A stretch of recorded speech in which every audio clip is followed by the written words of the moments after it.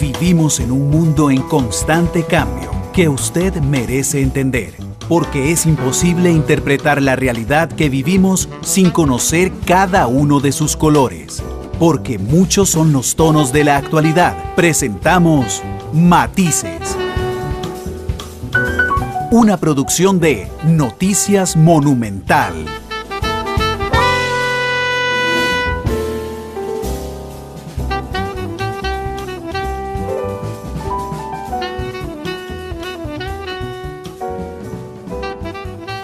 Hola, ¿qué tal? Muy buenas tardes, bienvenidos a Matices, este programa de Radio Monumental, que es una producción del Departamento de Noticias, en el que analizamos los temas que son noticia en Costa Rica y en el mundo.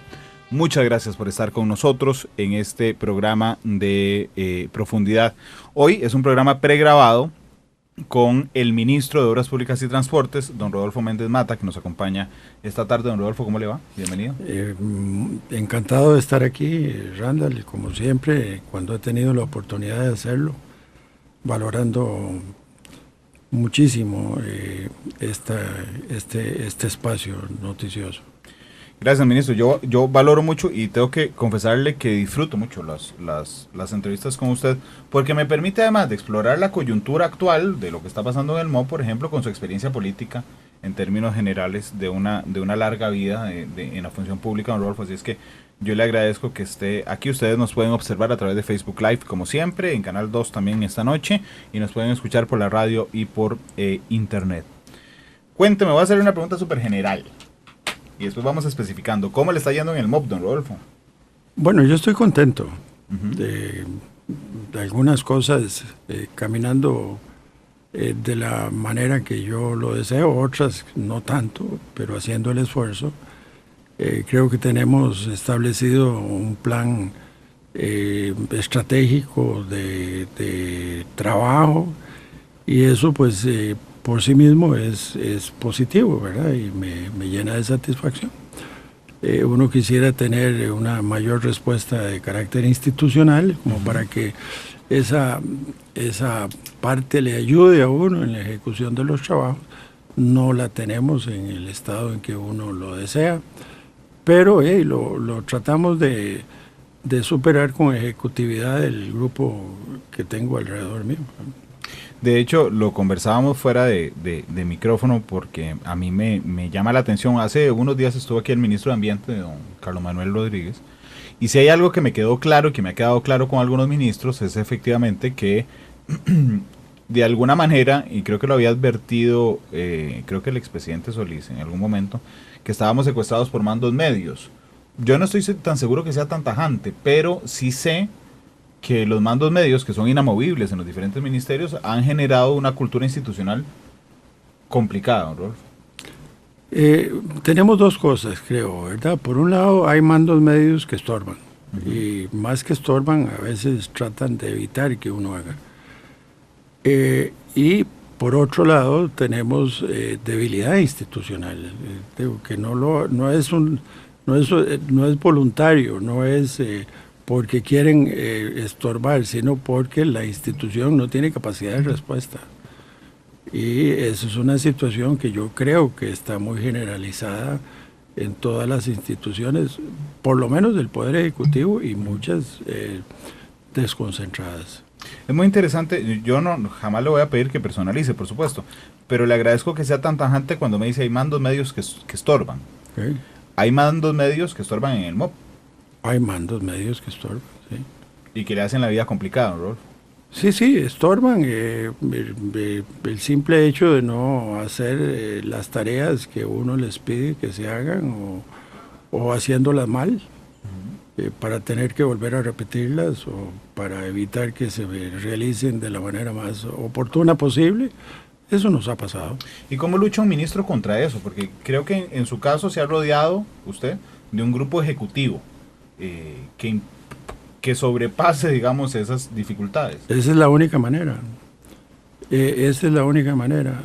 Esa es la misma experiencia que ya tuve que desplegar hace 20 años cuando yo estuve a cargo del ministerio, porque ya para entonces se notaba un deterioro institucional. Y lo peor de todo, y esto tiene que ver con la administración pública, y tiene que ver con esta administración. Lo peor de todo es que es decir, ha venido en caída y sigue yendo en caída. Tiene que ver con los problemas fiscales del país. Cuando hay ausencia de orden fiscal, de alguna manera eso contribuye al desorden administrativo. Y es algo increíble, ¿verdad? Que pueda ser de esa naturaleza, pero lo es. Entonces, no tiene una institución los recursos para hacer las cosas planificadas, bien pensadas, estructuradas. En el caso del ministerio, con la preingeniería y la solidez con que se tiene que gestar un proyecto. Entonces, y la gente está ahí vegetando en muchos casos, ¿verdad? Y eso es una realidad. Una vez se enojaron conmigo en el Consejo Nacional de Concesiones porque yo le había preguntado a un exministro que si yo llegaba hoy en la mañana, digamos, qué estaban haciendo, pero era una duda razonable. Yo le decía, mientras no haya una concesión activa, digamos, de algo que se esté haciendo, que hace el Consejo Nacional de Concesiones y que hacen las personas que trabajan en el Centro Nacional de Concesiones. Si yo llego y toco la puerta, ¿qué están haciendo hoy? ¿En qué trabajan? Y me dijo, creo que en nada, y se enojaron en el Consejo Nacional de Concesiones, pero es que es una preocupación ciudadana, Rodolfo, de una institución, el MOP, que al igual que otras, pero hoy estamos hablando del MOP, uno la siente como muy pesada para moverse, ¿verdad? O sea, que cualquier cosa que uno quiera hacer tiene que mover un montón de cosas. Le pongo un ejemplo, todos los años tengo que sacar yo como director del noticiero los permisos para instalar un set en la romería.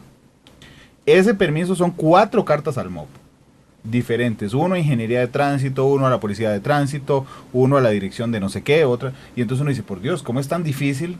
Si es tan difícil una cosita chiquitica, las grandes decisiones ministeriales debe ser complicadísimas moverlas. Sí, y entonces a veces se toman resoluciones que uno cuando las ve dice, ¿y cómo pasó esto, verdad? Qué sé yo, un derecho de vía, ve uno, dieron un permiso en una carretera que se supone que es de tráfico restringido, de acceso restringido, perdón, y uno dice, ¿y cómo dieron este permiso, verdad? Y tal vez otros se demoran meses. En realidad, el ministerio tiene la generalidad de los funcionarios del ministerio son funcionarios leales a la institución, que han vivido ahí, han trabajado ahí, quieren al ministerio. No es responsabilidad de ellos lo que se está viviendo. Cuando yo hago una crítica y formulo una crítica a la institución, tengo que hacerlo porque es una realidad que yo no puedo ocultar. Pero yo no es una responsabilidad del funcionario. Si no se producen los programas, si no existen los recursos, si no se pueden impulsar acciones que contribuyan de una mejor manera a satisfacer las necesidades de la gente, y ellos están ahí, se ocupan de sus tareas y bueno, la función de los que llegamos a dirigir es buscar cómo los ocupamos de una mejor forma, ¿verdad? Don Rodolfo, permítame agarrarme ahí de su experiencia política, no necesariamente de que sea hoy ministro de Obras Públicas y Transportes. ¿Cómo corregimos eso a nivel de Estado? O sea, ¿qué podemos hacer como país para corregir eso que se vive en el MOP, pero que también se vive en todas las instituciones del Poder Ejecutivo? Bueno, se requiere una reforma al sector público, ¿verdad? Sin la menor duda. Hay duplicidades, hay excesos, con algo difícil de manejar, ¿verdad? Yo veo el ministerio y yo pues me doy cuenta de que tiene un exceso de personal envejecido, ¿verdad? En la función pública, de carreras de muchos años en la función. Situaciones hasta dolorosas. Yo he llegado a un plantel del ministerio, me he encontrado una persona con la edad mía, más de 80 años. Y yo le digo, ¿y cuándo te vas a pensionar? No puedo, por X razón, no puedo pensionarme, ¿verdad? Y entonces uno dice, bueno, es decir, aquí tenemos problemas sociales fundamentales, ¿verdad? Esta persona debería estar en su casa descansando, no contribuye tampoco, pero lo fundamental es a la persona misma, ¿verdad? No debe estar ahí, debe estar en su casa descansando, disfrutando ya los años si voluntariamente, como el caso mío, yo me quiero incorporar, es una decisión mía, pero yo tengo ya ejercí el derecho a la pensión. Sí, es muy interesante lo que ocurre y muy interesante también que se venga una reforma al sector público, indudablemente.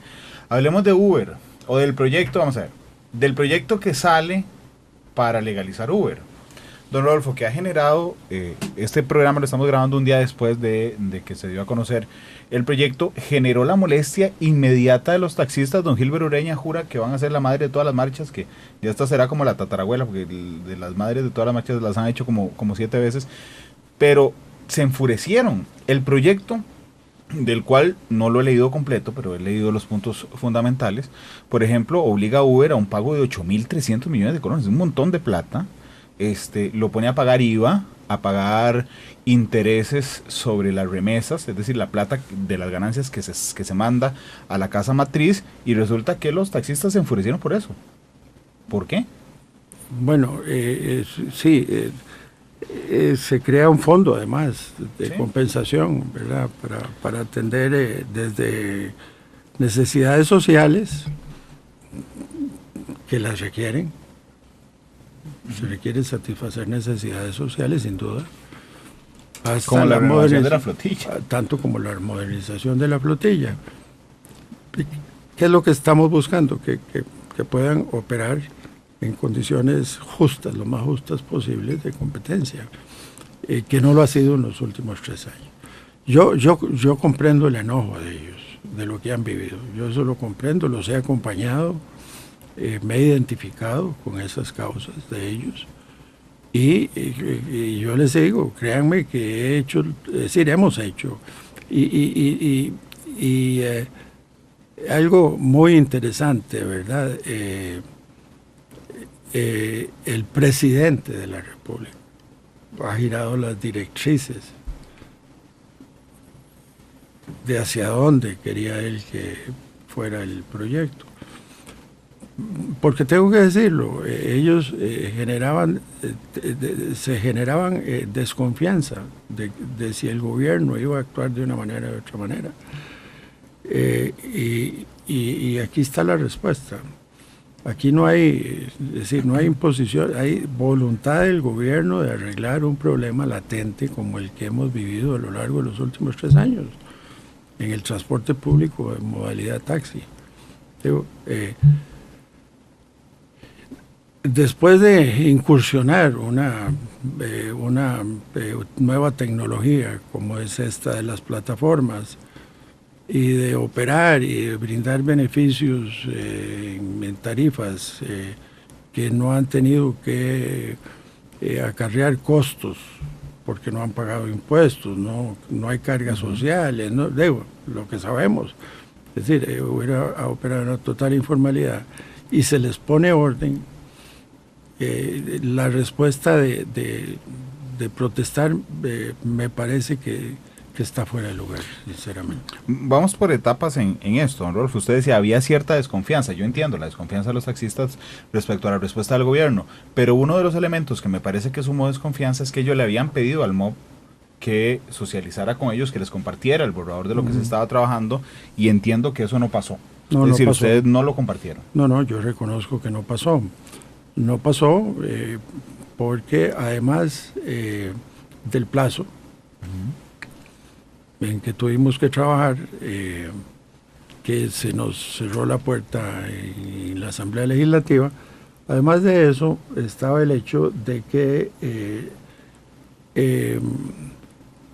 al adoptar la decisión la Asamblea Legislativa de que ellos iban a arreglar el problema, esa socialización le compete a la Comisión de Asuntos Económicos, que ha sido la designada para manejar ese proyecto.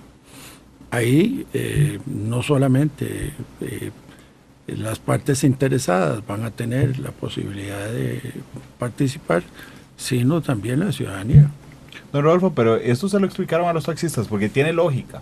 Digamos, tiene toda la lógica del mundo. Es decir, bueno, como ya no va a ser el MOP quien decide, sino nosotros le trasladamos a la Asamblea Legislativa, a la Comisión en lo particular, nuestra propuesta será allá donde se discuta. ¿Esto se lo comunicaron a los taxistas? Yo me reuní para hacérselos ver de que esa había sido la razón.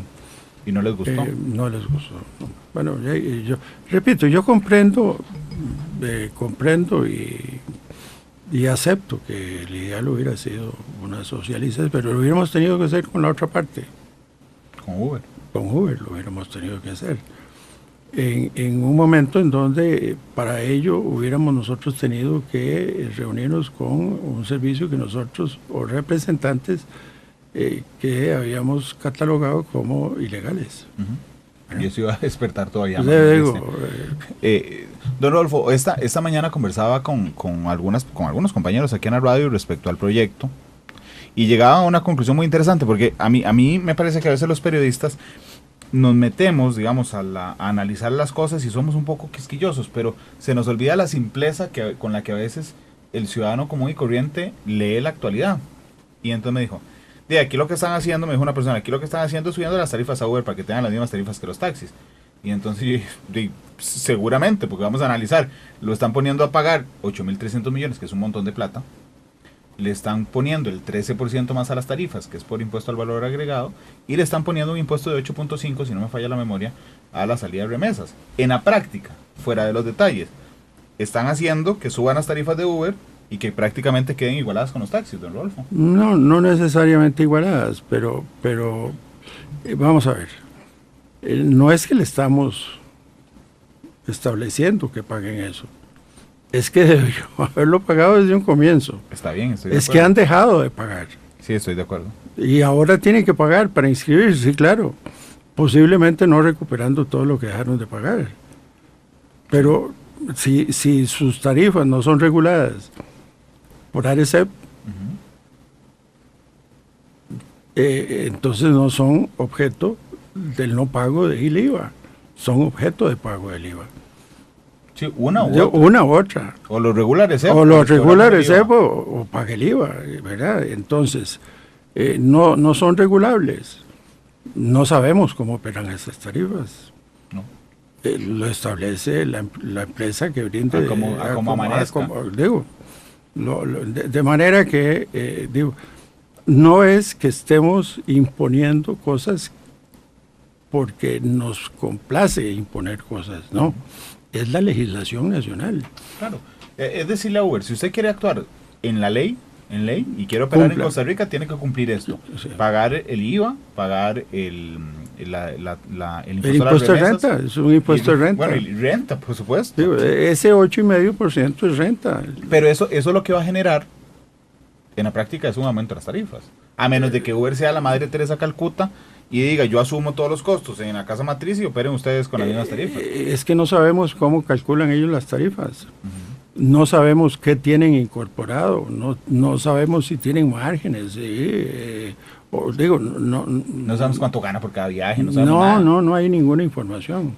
No sabemos cuántos viajes realizan. Pero el espíritu del proyecto que usted me dijo, el presidente nos dijo muy claro qué era lo que quería.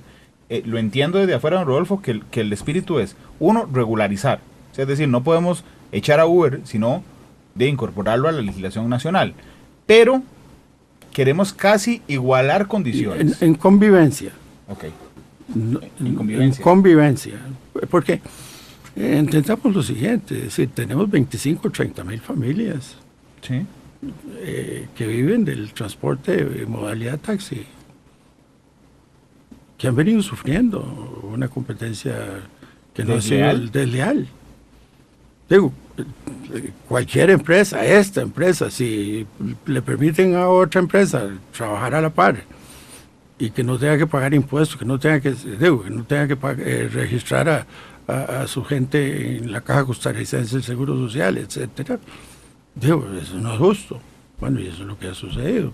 Estamos normalizando esa situación. Esas mismas personas con las que conversé esta mañana, otra conclusión a la que llegaban era, bueno, Uber va a financiar la modernización de los taxis. Esa era una de las conclusiones a las que llegaba. Y a mí me llamó la atención porque yo dije, mira, sí, o sea, si usted lo ve en un tono muy simplista, además de intentar nivelar la cancha, digamos, para los dos, también están haciendo que Uber de alguna manera financie la modernización de la flotilla. Que les retribuya. A los taxistas, la federación. Han sido afectados. Les retribuye al país y el país le concede a los taxistas. ¿A usted le parece? Esto es un modelo que se ha ejercido en muchos otros países. No, esto no es nuevo, ¿verdad? Sí, entiendo que se inspiraron en Nueva York. Particularmente en México. En México. Bueno, donde operan en convivencia pacífica. En este momento. Ahora. Sí. ¿A usted le parece un buen proyecto para los taxistas? O sea, es decir, cuando usted se siente y lo lee como ministro, usted dice, esto le va a gustar a los taxistas porque estamos prácticamente cumpliendo lo que ellos nos han pedido. Yo creo que es un buen proyecto para los taxistas. Desde luego que también yo los comprendo. Ellos desearían... Don Rodolfo, ellos desearían que usted llegara con un candado a Uber y cerrar y que se desaparezcan, pero eso no puede pasar. No puede pasar. Pues dentro de las posibilidades es lo mejor para los taxistas. Yo creo que lo es. Sinceramente, yo claramente me identifico con ellos. Digo, ¿por qué? Porque han sido objeto de un servicio injusto. Y a los usuarios de Uber les preocupa algo. Es o que el negocio deje de ser rentable en Costa Rica y las tarifas suban, o de que Uber no le interese trabajar en Costa Rica. ¿Han explorado esas posibilidades? Yo no me he reunido nunca con la gente de Uber. Me ha parecido que en mi cargo yo no tenía esa libertad de reunirme con un servicio que estaba operando ilegalmente, porque se han querido decir que las plataformas no son ilegales. No, las plataformas no son ilegales. Los servicios que se prestan a través de las plataformas sí lo son. Y las plataformas que son las facilitadoras del servicio. Claro. Y a pura lógica, su investidura, digo, me parece muy prudente decir, no, yo no me puedo reunir con alguien que nosotros calificamos de que es un servicio ilegal. ¿Verdad? La Asamblea ahora que tiene un proyecto de ley para regularlo, yo espero que ellos sí participen. Por ejemplo... Ya se ofrecieron. Bueno, pero vamos a ver quién va a llegar, ¿verdad? En México, en la conciliación que hubo, la participación fue más de los operadores de Uber. ¿De los choferes? De los choferes. Sí, es un poco... Es un poco complicado. Yo no sé si recuerda, hace un par de meses hubo una manifestación de choferes Uber, ¿verdad? Y entonces era muy complicado porque usted llamaba y decía, bueno, ¿con quién estoy hablando? O sea, ¿estoy hablando con un chofer Uber o estoy hablando con Uber? O sea, la persona a la que estoy entrevistando puede hablarme en nombre de Uber o no puede hablarme en nombre de Uber. Y porque los representantes de Uber, por lo menos en Costa Rica, el más mediático es Andrés Echeverría, pero lo cierto es que don Andrés solo contesta por teléfono, por ejemplo, y entrevistarlo es particularmente complicado, como entrevistar al Papa Francisco en el Vaticano. Y entonces usted tiene que poner una hora, tiene que ser por teléfono, no puede ser presencial. Un día yo anuncié que íbamos a tener a este señor y los taxistas estaban aquí afuera esperando para notificarle un proceso y por supuesto no llegó, lo hizo a través de teléfono. Así es que la naturaleza de la empresa es muy complicada, porque entonces la pregunta que surge efectivamente es ¿quién va a llegar a la comisión? ¿Va a llegar el gerente de Uber como empresa? ¿Va a llegar un chofer? ¿Va a llegar el líder de los choferes? ¿Qué poder de decisión tengan? Abogados. Bueno, la verdad debo decir que la manifestación que emitieron ayer, el conocimiento de la presentación del proyecto, es de que van a colaborar con la Asamblea Legislativa. Claro. Yo espero que así sea. Yo también, pero creo que lo veo desde un enfoque diferente. Yo creo que van a colaborar en el sentido de que van a llegar, pero lo que creo es que lo que quieren es tener incidencia directa en el proyecto. O sea, influir en que algo se cambie. Digo, sin Indudable. duda, sin duda. Y uno de los aspectos fundamentales que me parece a mí, porque no se lo he escuchado a Uber, es el pago de los 8.300 millones de colones, don Rodolfo. Okay. Bueno, son 3 años de operar por la libre, ¿verdad? Son 3 años de no pagar nada. No. Sí, es muy interesante. En las últimas horas también el presidente de la Cámara de Plataformas Tecnológicas dijo, este proyecto no sirve para nada tampoco. Echa a perder las plataformas tecnológicas. ¿A usted qué le parece? No entiendo por qué no se tocan. Aquí la plataforma no se toca, se toca el servicio. El servicio. Y además, es decir, podemos tomar la determinación de decir, bueno, vamos a empezar a subsidiar servicios del transporte, ¿verdad? Y entonces, ¿qué nos van a decir los demás? Servicios privados de transporte. Bueno, además, ¿verdad? Pero bueno, digo, es que no se trata de eso, ¿verdad? Y lamentablemente, para el usuario, los servicios tienen cargos, tienen costos, ¿verdad? Uno desearía que no los tenga. Yo desearía poder subsidiar el transporte público, colectivo, los autobuses. Es más, se me parte el corazón cuando yo analizo que en las zonas más rurales del país, donde la demanda es mínima o muy poca, tengamos que establecerle costos altísimos a los más pobres. Claro. ¿Verdad? Digo, la zona más alejada tiene que pagar un montón de tarifa para sostener el bus. Exactamente. ¿Verdad? Sí. Don Rodolfo, yo hace poco también conversé con los taxistas y al aire se los dije que me parecía que a ellos les faltaba también un poco de actitud autocrítica. Se lo dije a dos de los representantes. Porque yo también veo que en este proyecto salen ganando los taxistas. No entiendo su oposición. Pero usted les ha insistido en que también tienen que revisarse ellos en cuanto al servicio al cliente, a la actitud con la gente, al tema de las tarifas, por ejemplo, de cumplirlas a cabalidad. Bueno, mi posición con ellos siempre fue clara de que había que esto había que enfrentarlo dignificando el servicio del taxi, dignificando el servicio del taxi. Tuvimos que pasar una resolución, el CTP recientemente, que se va a publicar para que sea efectiva, ampliando la edad de los vehículos a 18 años, de 15 a 18 años. Eso para que un sector importante de los taxistas no pierdan la concesión, claro, el derecho a la concesión. Digo, eso explica, es decir, esa situación explica el problema que estamos enfrentando. Es decir, queremos seguir viviendo con esa calidad de servicio o queremos hacer algo para mejorarle al usuario la calidad del servicio, ¿verdad? Digo, uno puede entender que adopte una medida de estas transitoriamente, pero hagamos algo para corregirlo, y eso es lo que estamos proponiendo. Claro, porque si no, en 3 años van a tener que ampliar ese plazo. Y se van a convertir en informales, se van a convertir en piratas, con vehículos sin ningún tipo de seguridad. Hay cosas que la gente no sabe, ¿verdad? Cuando se detiene un vehículo pirata a veces, y que tiene un procedimiento que estamos tratando de corregir con esta ley, por cierto, se decomisa el vehículo, no lo llegan a reclamar. No, prefieren comprarse otro que vale $1.000.000. Sí. Digo, un carro de 25 años. Digo, y esos son los que están brindando los servicios piratas, ¿verdad? Y hay una cantidad enorme de gente operando en esas condiciones.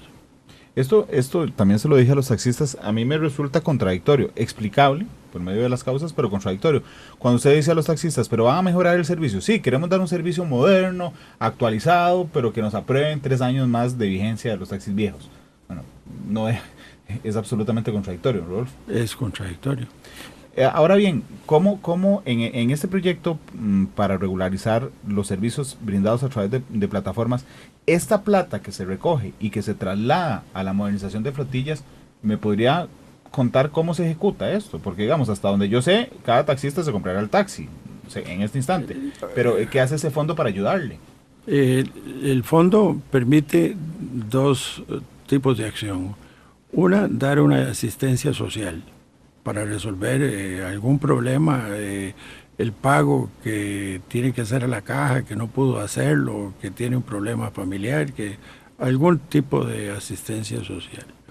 Y la otra parte es prima, ayudarles con la prima para la adquisición del vehículo, y se le exonera al 100% el vehículo. Okay. En la actualidad ellos tienen el derecho de exonerar el 60%. Hay cosas que enfrentar. A mí me dicen, bueno, es que hay mucha gente que no tiene capacidad de crédito. Bueno, esas son soluciones que tenemos que encontrarlas, y la ley tiene conceptos de apertura a las potestades del CTP, similares como las que se le dieron a los ferrocarriles, a la Incofer, o que se les dieron en su momento al ICE, para poder operar con estos fondos de una manera más abierta. Ok, pero es muy interesante. Entonces, me parece a priori que los taxistas tal vez no leyeron bien, digo a profundidad, porque han pasado muy pocas horas, el proyecto que se presentó, porque cuando usted les genera un fondo para decir, bueno, aquí va a haber un fondo para ayudarles si necesitan algo, y además para darle la prima del carro y para que puedan exonerar el carro si cambian de taxi, digo, es un beneficio que no todo el mundo tiene y que en este momento nadie lo tiene. Sí, bueno, ¿cómo se llama? Yo no comprendo la actitud, la comprendo en su desesperación tal vez, sí. Humana, ¿verdad? Pero racionalmente no la comprendo. Don Rodolfo, hace algunas semanas visité Panamá, no conocía Panamá, y me topé unas presas impresionantes, y andaba con un grupo de costarricenses. Andamos en un torneo infantil de fútbol, entonces andábamos muchos ticos, y entonces iba caminando y hablaba con algunos de ellos, y yo decía, qué interesante, ¿verdad? No hay país donde no haya presas, y nosotros, los usuarios, los ciudadanos, pretendemos que el gobierno de Costa Rica acabe con las presas de una vez, ¿verdad? Y es imposible. O sea, la lógica nos dice que cada año hay más carros, que la infraestructura no cambia todos los años y que por lo tanto en todos los países hay presas. Pero las presas en Panamá eran realmente impresionantes. Eran presas donde usted duraba horas. Sin embargo, pese a eso, a mí me decían, ¿qué es lo malo de Panamá? Bueno, las presas. Y lo bueno de Panamá, la infraestructura vial. Sin duda alguna está. Pero no es que tenga cosas loquísimas como que usted se subió a una autopista, a la Florencio del Castillo, y la tiene toda aérea. Esa no es. Es más, es la lógica de construcción que uno dice, ay, mira, digamos, sí, todos los giros a la derecha, por ejemplo, están hechos sin estorbar otras salidas de los carros. Algo muy lógico. O casi no vi rotondas. La mayoría de los pasos se alzan a desnivel y la salida está por abajo para no estorbar, digamos, el flujo normal de los vehículos. Entonces yo decía, bueno, las presas no se van a quitar, pero la lógica sobre la cual se construye es diferente, don Rodolfo. ¿Qué nos pasó aquí? Aquí armamos un Lego desordenadísimo. Aquí, no conozco al detalle la problemática de Panamá, aunque sí estuve recientemente en... La presa es porque están haciendo el metro,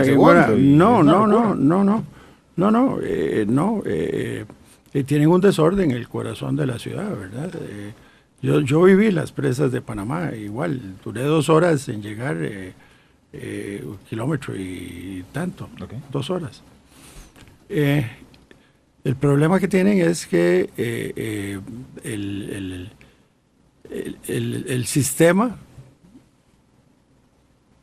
no funciona integralmente. El sistema no les está funcionando integralmente. Posiblemente, como nosotros, tuvieron un desarrollo desordenado, porque nuestro principal problema es el desarrollo urbano desordenado que tenemos. Ese es el principal problema. Transporte público desordenado porque siguió ese desarrollo. Sí. Costa Rica es como agarrar un Lego de verdad y regar, particularmente el GAM, es como regarlo en una mesa y decir, bueno, ahí está. Ahí está. Ahora, No, bajo eso acomodó el transporte público. Y se sigue extendiendo, porque seguimos sin regulaciones. Sí. Y seguimos sin... Me parece que en ese sentido el trabajo que está ejerciendo la primera dama de la República desde Casa Presidencial es particularmente importante porque está abordando ese tema. Sí, que es muy interesante, pero yo no le encuentro, digamos, una salida rápida, porque tiene razón en Panamá, no le sirve la integralidad, pero han dado pasos hacia adelante. Tienen una terminal de buses única, por ejemplo, donde llega el metro, pero la tienen ahora. Eso no les ha servido de mucho hasta el momento, pero digamos, la lógica de desarrollo sí es un poco... vamos a ver, en ese Lego que regamos sobre la mesa, el Estado costarricense en algún momento le dijo al MOB, bueno, acomode las vías ahí en ese Lego desordenado, acomode las vías y el transporte público. Entonces tenemos una locura de vías y una locura de transporte público. A uno le dan ganas así como de borrar y decir, bueno, hagamos nuevo esto. No se puede. La cosa es que los pasos son muy pequeñitos los que damos en cada gobierno prácticamente, ¿no? Nosotros tenemos una planificación de los servicios del transporte bastante interesante. Planteada desde hace 20 años. ¿Verdad? Denominada la sectorización. ¿Qué quiere decir? Bueno, primero vamos a decir, estamos proponiendo tener 2 terminales, este y oeste, donde las largas distancias lleguen a esas terminales, a partir de lo cual empieza a operar la sectorización, ¿verdad? Los buses no tienen que entrar hasta el centro de la ciudad, contrario a lo que hacen en Panamá. ¿Verdad? Esos buses de larga distancia no tienen que entrar. Ya ahí se movilizan con la sectorización. ¿Qué quiere decir operar un sector? Bueno, un sector el otro día gozábamos porque es como un gajo de una naranja, ¿verdad? Un gajo de una fruta. En ese sector solo las troncales van a operar con buses de más capacidad. Entonces tenemos una racionalidad en el ingreso a la ciudad. ¿Nutrida por qué? Nutrida por la larga distancia, nutrida por las alimentadoras de buses que no van a venir y entrar a San José como lo hacen todas las líneas hoy en día, y el ferrocarril. De manera que la lógica que tenemos planteada es muy adecuada. Ahora, ¿qué es lo que nos ha pasado? Es que no ha habido respuesta institucional. La gente fácilmente y le critica y le dice, le echa la culpa a los autobuseros, ¿verdad? Es que los autobuseros son unos tales por cuales porque no hacen la sectorización, pues si no son ellos quienes tienen que hacerla. Pero ellos están apuntados, porque el mito público es ellos no van a querer porque pierden plata. No, ellos están perdiendo plata si no se hace la sectorización. ¿Por qué? Porque la demanda está cayendo. La demanda del transporte público ha caído en un 40%. Y tiene que recuperarla, y no la van a recuperar si no hay orden. De manera que hay algunos autobuseros que viven en la conformidad y que se sienten que tienen que vivir el momento, sí los hay, pero son los menos, son los mucho menos, ¿verdad? Pero vamos a ver, don Rodolfo, yo realmente cuando yo lo escucho a usted hablar de esto lo disfruto mucho. Cuando escucho a la primera dama, que me parece una mujer excepcional, doña Claudia Dobles, también lo disfruto mucho. Pero eso a qué velocidad avanza, porque uno o sea, yo entiendo que las cosas no pasan de la noche a la mañana, pero de esto lo empezamos a hablar hace menos de un año, cuando empezaron en el gobierno. Yo no pretendo que lo tengan listo, pero ¿qué ha avanzado hasta ese instante? Bueno, tenemos, el mayor enemigo nuestro es la infraestructura de la ciudad. En México uno va y ve la sectorización funcionando en Insurgentes y tiene 80 kilómetros de longitud de la calle. Ajá. Así es. ¿Verdad? Recta, sí. Ancha, con espacio suficiente. Me imagino que eso no requirió mayor cosa instaurarla. Aquí nosotros pudimos dar vía exclusiva, de momento, solo entre la Rotonda de la Hispanidad y Muñoz y Nane. Sí, es 1 kilómetro. Es 1 kilómetro. Ajá. ¿Por qué? Porque para dar el siguiente tramo, que es a La Galera, tenemos que hacer obras que son de tuberías de las municipalidades y cosas de esa naturaleza, porque si no, no podemos hacerlo. Digo, y esa es una realidad de nuestra infraestructura, ¿verdad? Y después hay que superar La Galera para poder llevar los 3 ríos, ¿verdad? Digo, entonces, y si eso lo multiplicamos por cada una de las radiales que tiene la ciudad, donde hay escuelas y los carros llegan y se parquean a las 3 a recoger a sus chiquitos, y donde hay, digo, puentes de hasta de una vía, de 2 vías, de 2 carriles, perdón. Digo, todo eso es una infraestructura que necesitamos ir cambiando. Y por lo tanto tiene que ser un programa que vayamos desarrollando paulatinamente en el tiempo. Esto va a llevar 4 o 5 años. Esto va a llevar 4 o 5 años. Ahora bien, es muy interesante. El simple hecho de haber dado vías exclusivas entre Juan Pablo II, perdón, entre la Hispanidad y Muñoz y Nane, ha generado una disminución de tiempos desde Cartago. Sí. Porque ese es el comportamiento de las presas. Si uno ordena la punta, los beneficios se extienden hacia atrás. Es como un embudo, se quita y todo corre. Y todo empieza a normalizarse. Desde luego, estamos en un periodo donde no hay clases. Vamos a tener un incremento en los flujos del tránsito, pero yo espero que igual funcione bien. Este mes vamos a entrar a Guadalupe y vamos a producir también en Guadalupe una situación de vías exclusivas que yo creo que van a ir operando muy bien.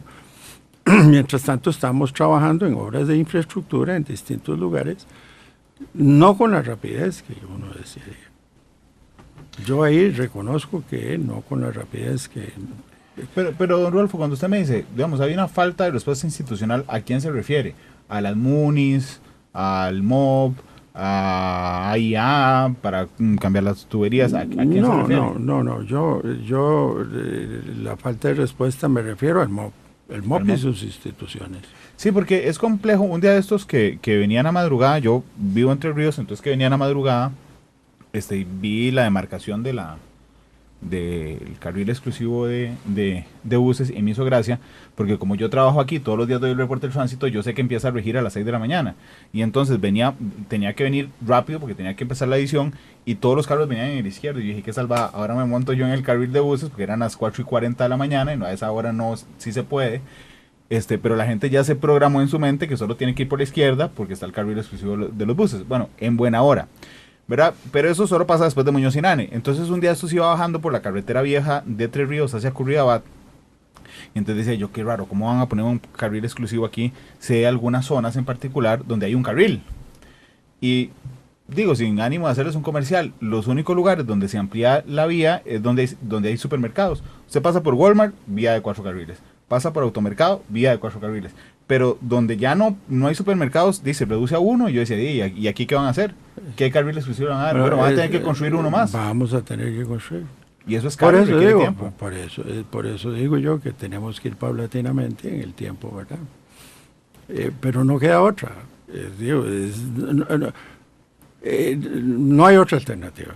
Don Rodolfo, pero entiendo, pero el riesgo que se asume cuando usted va despacio, porque no hay otra cosa, es que al ministro que venga en la otra administración no le parezca una prioridad esto. Entonces dejamos de avanzar como Estado, ¿verdad?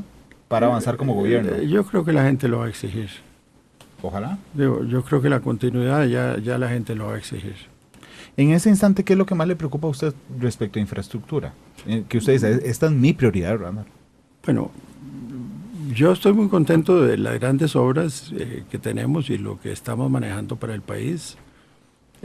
Tenemos un plan en marcha extraordinario. Yo creo que este año va a ser un año de construcción y que se va a ver la construcción. Y podríamos hacer un repaso porque son obras muy, muy importantes. Ya lo vamos a hacer. ¿Verdad? Me preocupa el futuro. ¿Por qué? Porque el presente yo creo que lo tenemos dominado. Pero yo creo que nosotros tenemos que resolver más que eso. Tenemos que plantearle al país soluciones de futuro. Estamos para resolver problemas, como dice el presidente. Y el problema no es solamente ejecutar las obras que tenemos de frente, sino qué le vamos a heredar al país, ¿verdad? Hagamos un listado. Nosotros tenemos lo que yo llamo grandes obras, ¿verdad? ¿Cuáles son las grandes obras que tenemos en marcha? Podemos empezar por cualquiera. Empecemos por Limón, la carretera Limón. Yo no oculto las dificultades que hemos tenido de carácter cultural con la empresa Check, con un contrato que yo dije que se había manejado con los pies al inicio de la gestión. Estamos tratando de enderezarlo. Cada vez me acerco más a sentirme en una zona de confort, no todavía. Pero creo que existe la posibilidad de cumplir en el plazo, que es 2 años, o si no, con unos pocos meses más para que la obra quede concluida. Me refiero a Río Frío, Limón, con el gobierno, con un crédito del Exim Bank de China. Tenemos un problema muy serio, muy serio en la carretera Nueva San Carlos. Don Rodolfo, permítame que me detenga un segundo en la carretera Limón y ya seguimos con la de San Carlos. Cuando usted dice problemas culturales, ¿a qué se refiere? ¿A que ellos quieren hacer las cosas de una forma ingenieril diferente? ¿O es un tema de manejo de recursos? Porque en China, recordemos, podrá ser la potencia mundial, pero hay un solo partido, todo es del gobierno. Y es complicado. Posiblemente ellos estaban acostumbrados a hacer las cosas distinto, como se tiene que hacer aquí dentro de los manejos legales que nosotros estamos obligados. Esa era la pregunta, si tenía que ver con ingeniería o tenía que ver con manejo legal, de ser transparentes, de dar a conocer las cosas a la Contraloría, de abrir el expediente. Esos son los roces, digamos, culturales. Sí, formas de control. Entonces, nosotros tenemos la obligación de controlar que las cosas se hagan bien hechas. Y ellos han cedido finalmente. Ellos están acomodando.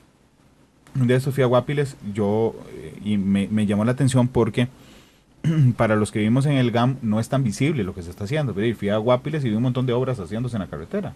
Eso tal vez el país no lo registra de lo que está pasando, ¿no? Sí, se está haciendo mucho, pero no en la cantidad que nosotros necesitamos. Qué sé yo, pueden estar facturando 4 millones, 5 millones en el mes. Y yo necesito que facturen 10, 12, 15 millones. Claro, estamos a la mitad o a la tercera parte. Mucho menos. Okay, lo dejo seguir con el listado. La carretera San Carlos tenemos un problema muy serio.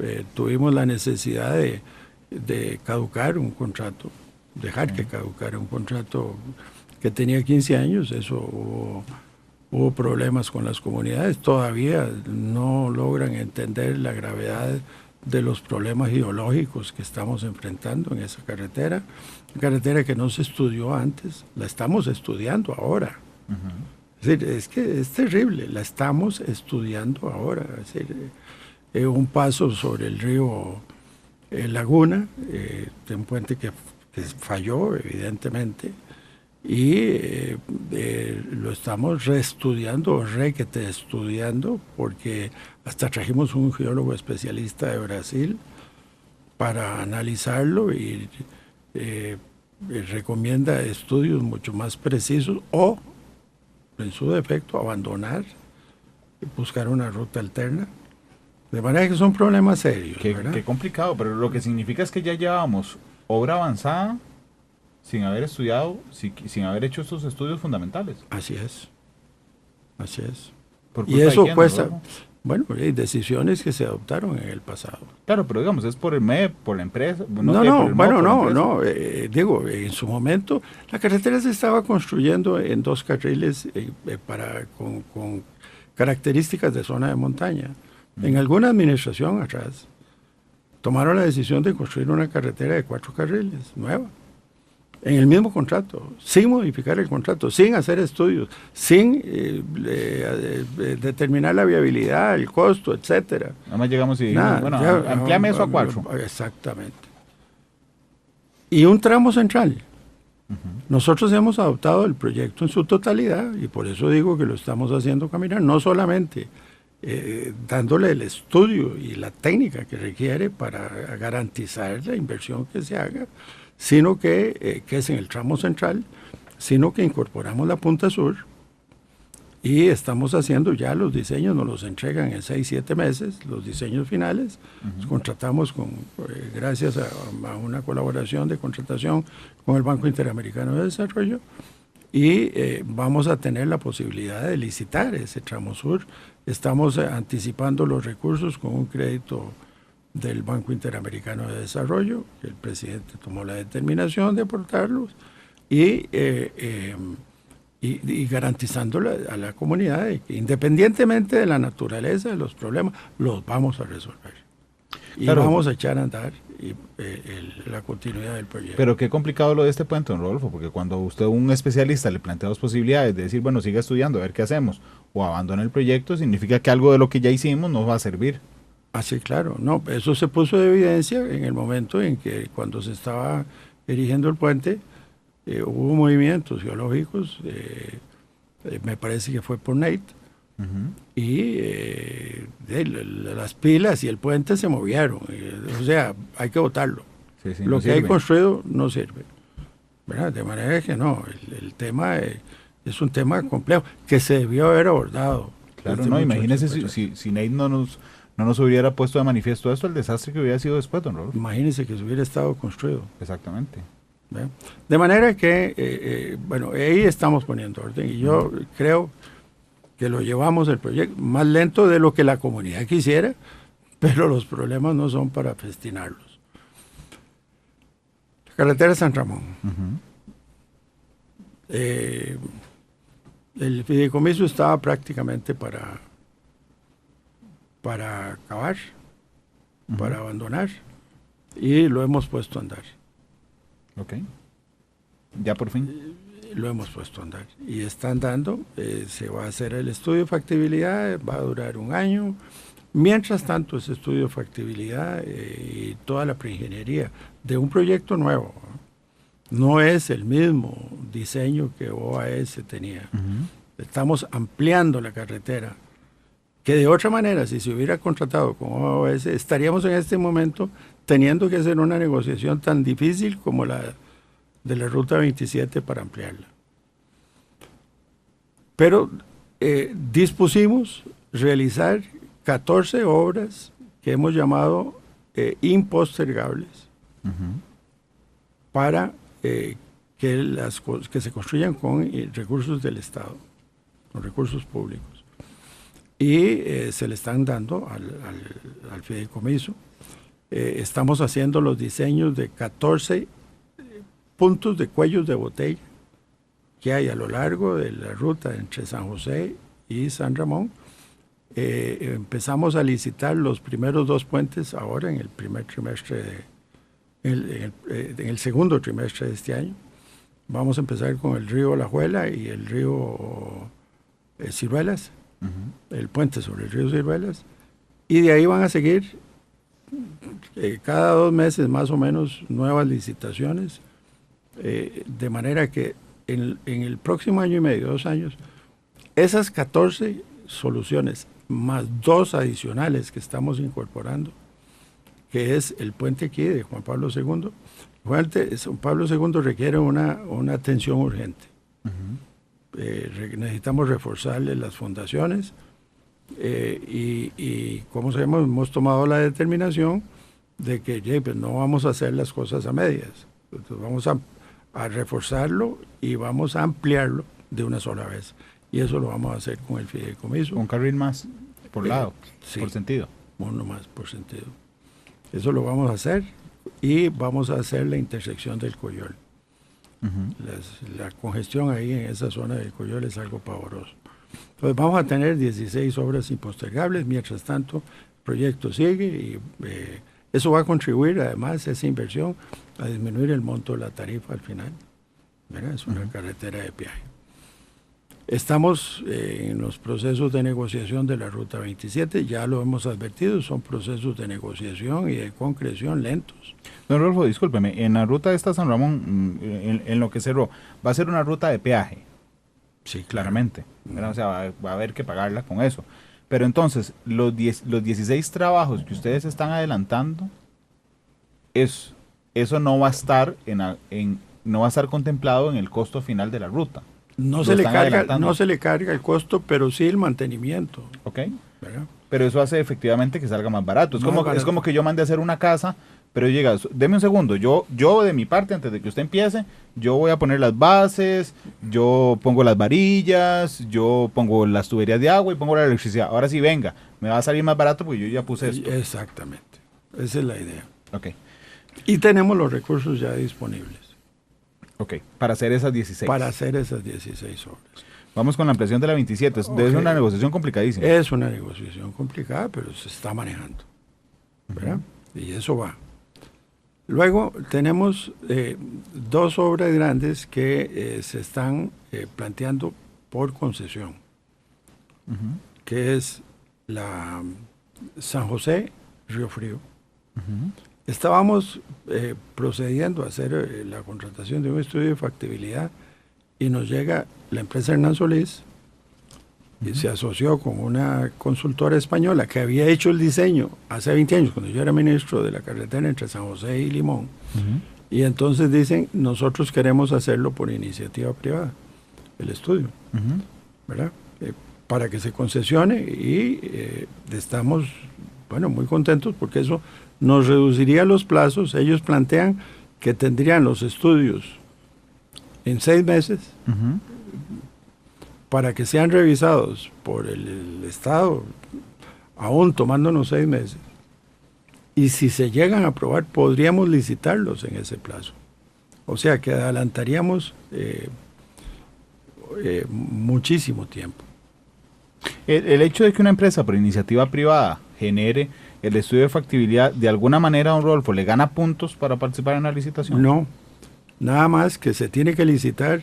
Si gana la licitación, los estudios ya los hundió dentro de sus números. Y si otra empresa gana, se le tiene que pagar el costo de los... Tiene que devolverle lo costo, que pagó. Lo que gastó. Bueno, estamos también contratando la carretera de Cartago. Sí. La carretera de Cartago tenemos una obra impostergable, igual que San Ramón, que es el intercambio entre Taras y La Lima. 60 millones de dólares. 4 niveles. 4 niveles. Sí. Tiene 4 niveles porque son muchas las salidas y para no tener que ampliar los derechos de vía, que son costosísimos, claro. Entonces se prefirió ir en el diseño hacia arriba. Esa se va a licitar, esperamos licitarla al finales de año. Esa obra impostergable.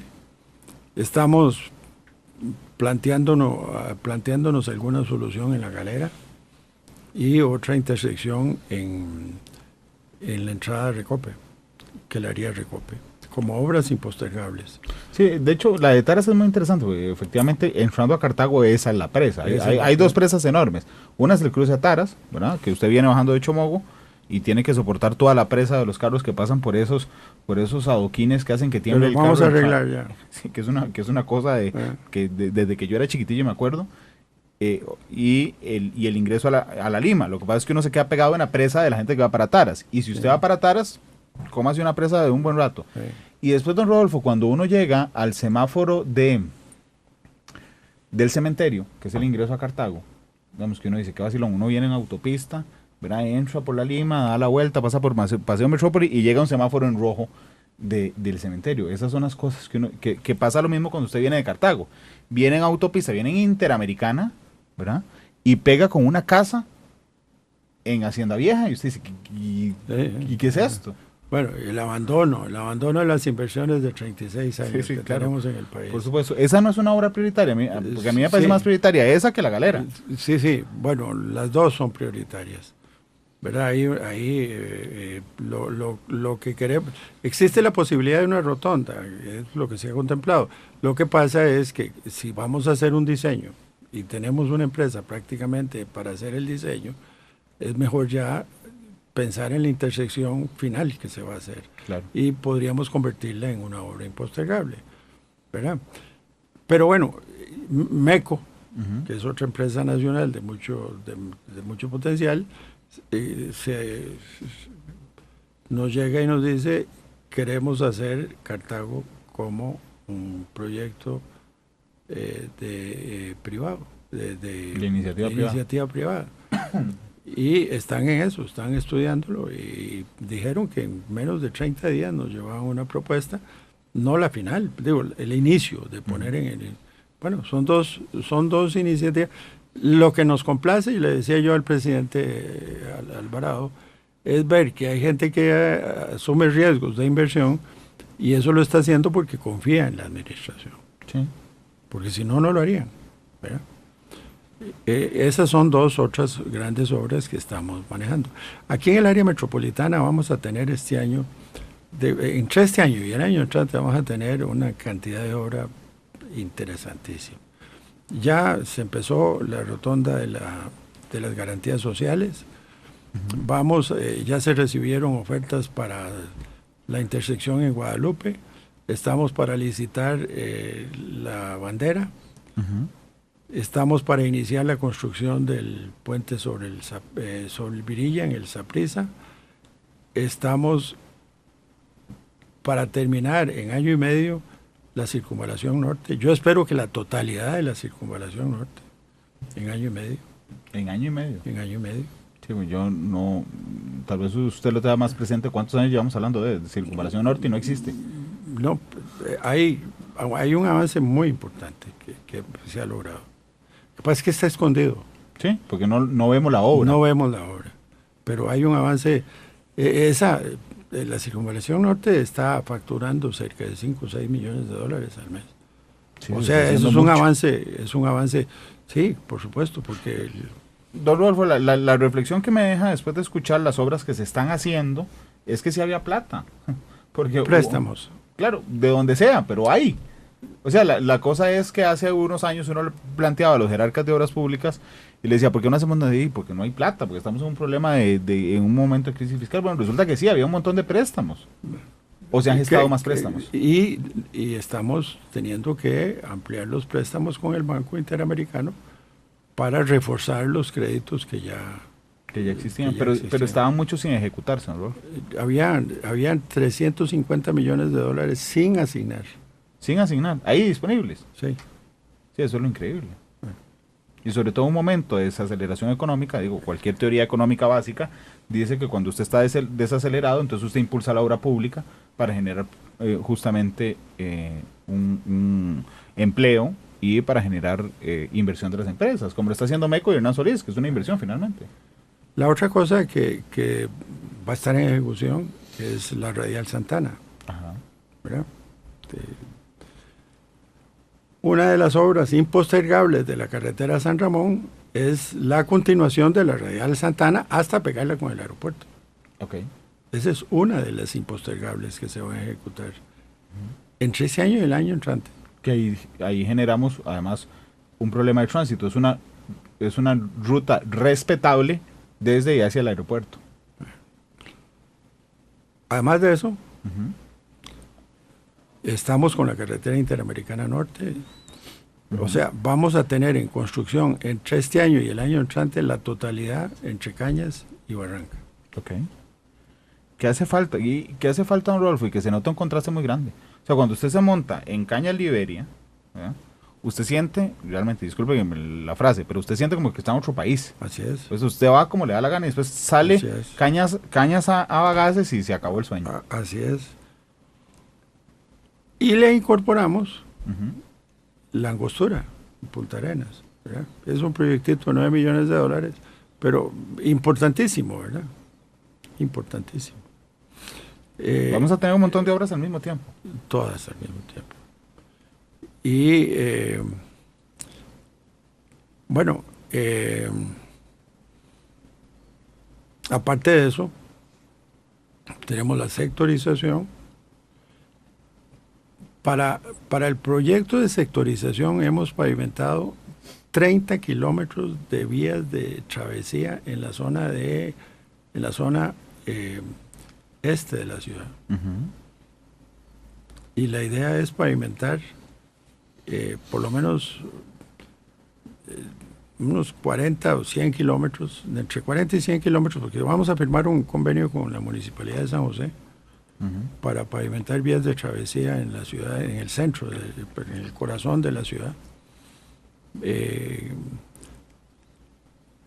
para facilitar el manejo del tránsito, Como estamos dando vías exclusivas, entonces estamos abriendo otros espacios para los vehículos particulares, ¿verdad?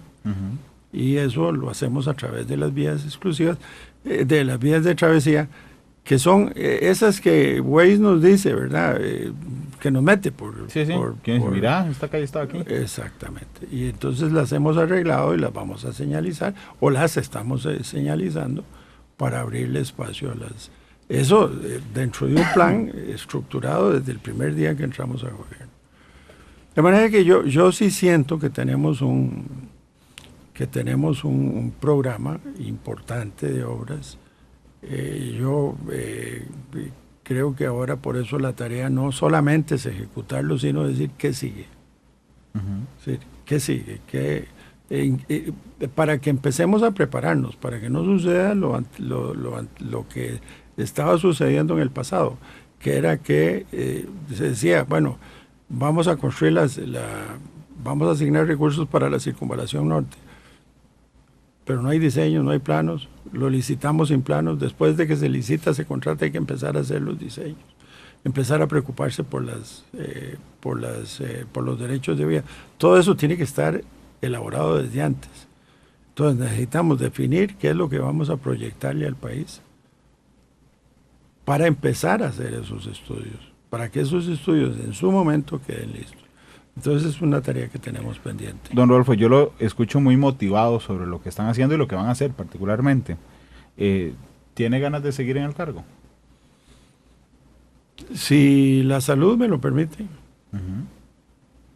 y el presidente mantiene su confianza, desde luego. ¿Podría terminar el gobierno? Bueno, voy a cumplir 82 años. Yo sé, pero por eso le pregunto. Porque usted al inicio dijo, bueno, voy a ayudarle un tiempo al presidente. Sí. Pero digo, lo noto súper motivado en eso. Estoy motivado, debo reconocerlo, que me siento motivado.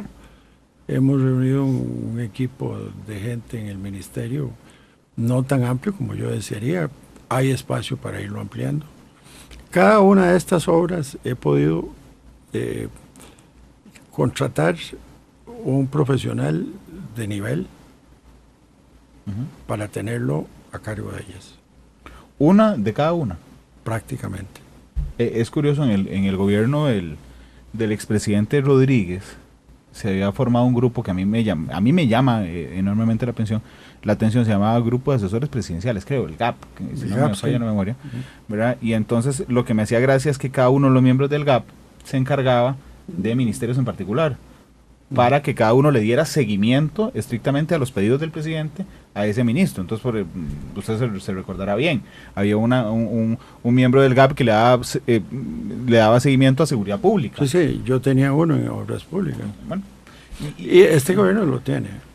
¿Este gobierno lo tiene de presidencia también? Sí, lo tiene es un modelo distinto. Pero funciona muy bien. Por lo menos yo tengo una excelente relación con la persona en casa presidencial que tiene a su cargo la vinculación del presidente con... Y usted sigue el modelo para abajo, porque usted puso a cargo esos proyectos a una persona particular. Estoy buscando cómo satisfacer eso, ¿verdad? Para garantizarnos que vamos a hacer las cosas correctamente. Don Rodolfo, tengo que ir a la pausa. ¿Cuánto llevamos de tiempo? Nos quedan 10 minutos nada más de programa, así es que vamos a ir a la pausa y regresamos con más. Porque la realidad tiene muchos tonos, matices.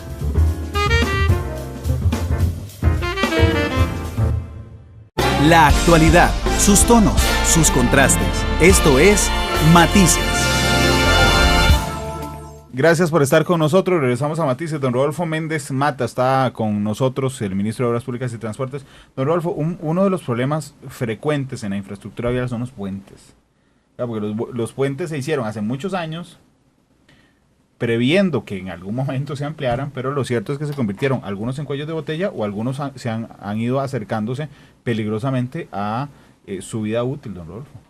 Efectivamente, tenemos un estudio elaborado por el Tecnológico que nos clasifica el estado de los puentes en la generalidad, todos los puentes de la red vial.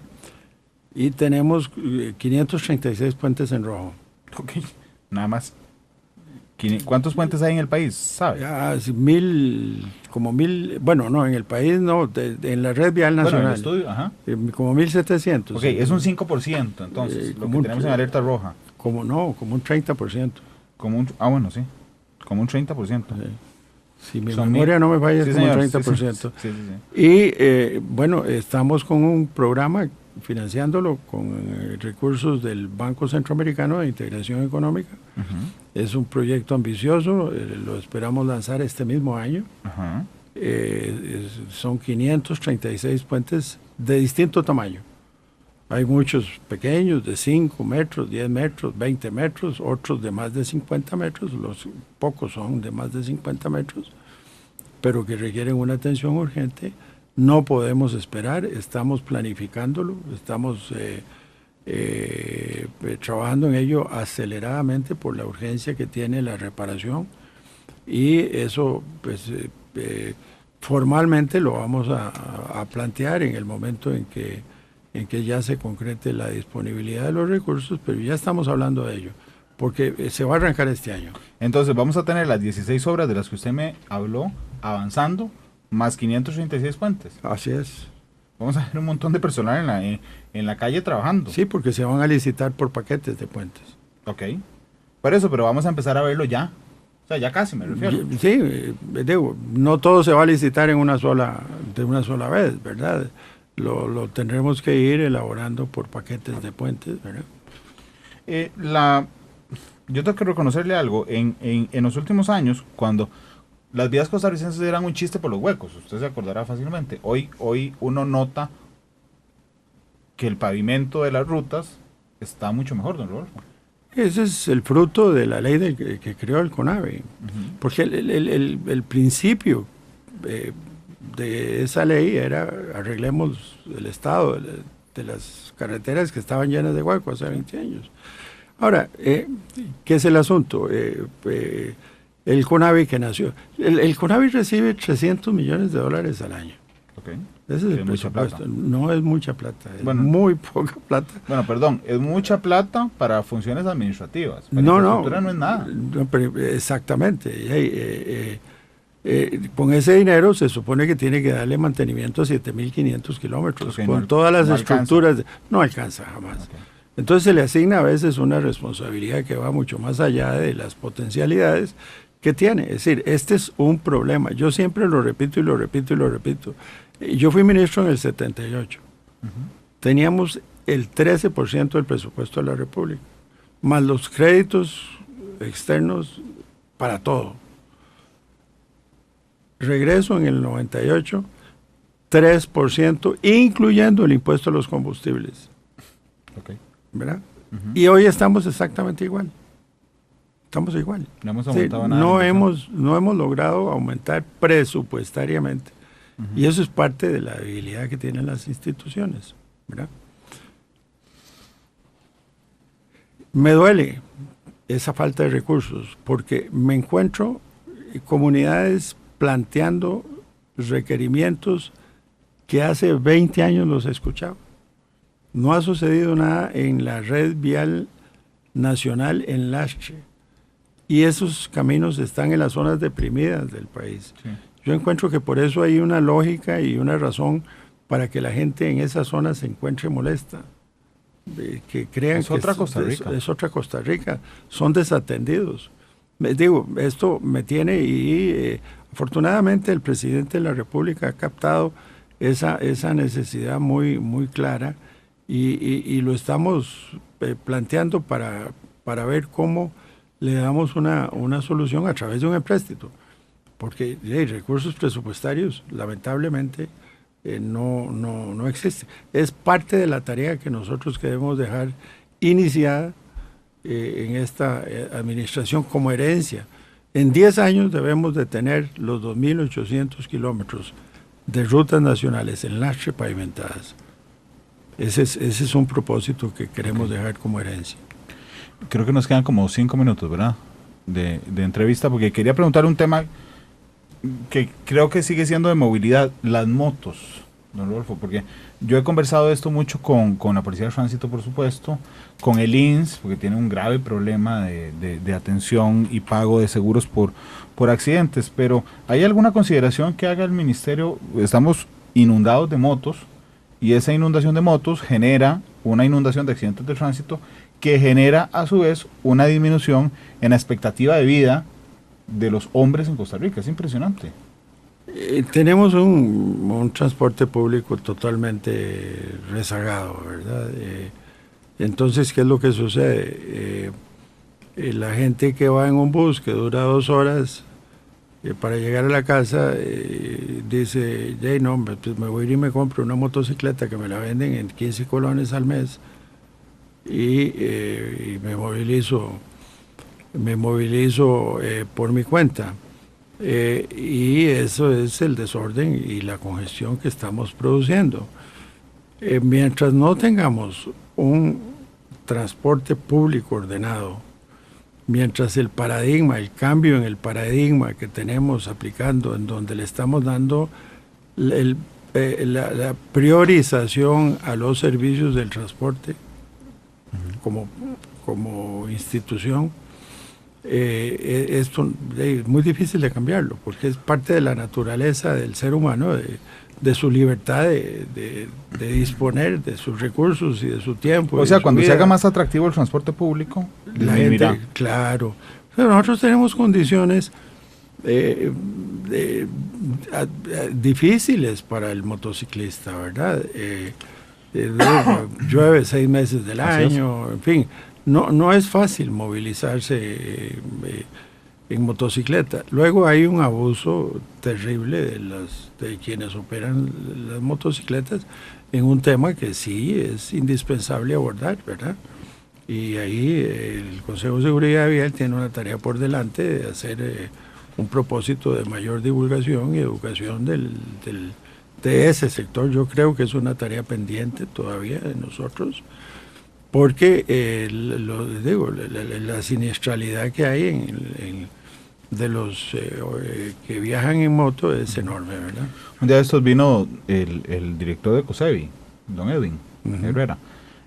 Fue muy interesante, nos dio 2 primicias. Una de ellas me llamó enormemente la atención y la publicamos en Monumental, que fue que como hay tanta apelación de partes, supongo que usted conoce el proyecto, pero me decía, Randall, hay tanta apelación de partes que lo que estamos haciendo es intentando trabajar en un proyecto de decirle a la persona, vea, si usted no apela, le damos el 20% de descuento o el 30% de descuento.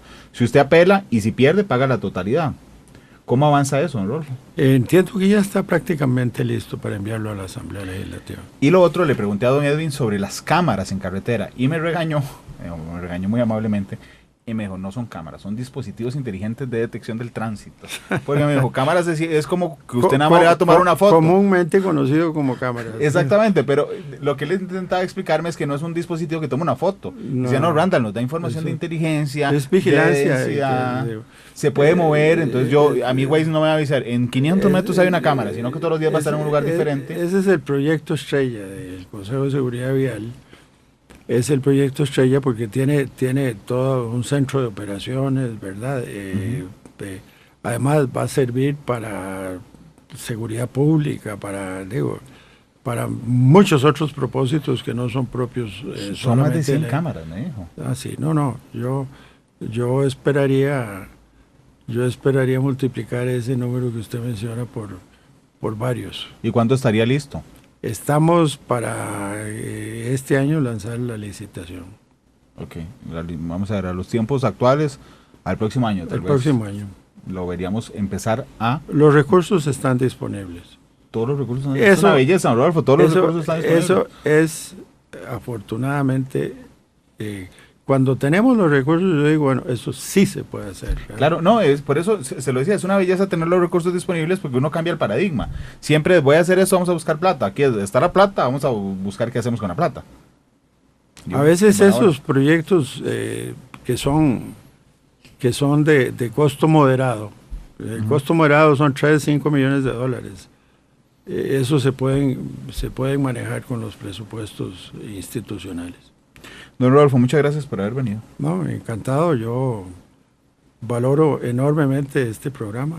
Yo creo que eso lo he mencionado ya en muchas oportunidades y siempre salgo muy complacido de las participaciones que he tenido. Gracias, don Rodolfo, muy amable. Sabrá usted que es fiel oyente del programa que tendrá que escoger una canción para irnos. Sí, me acordé muy tarde, porque hubiera venido mejor preparado. Pero a tiempo. Porque mi memoria en música no es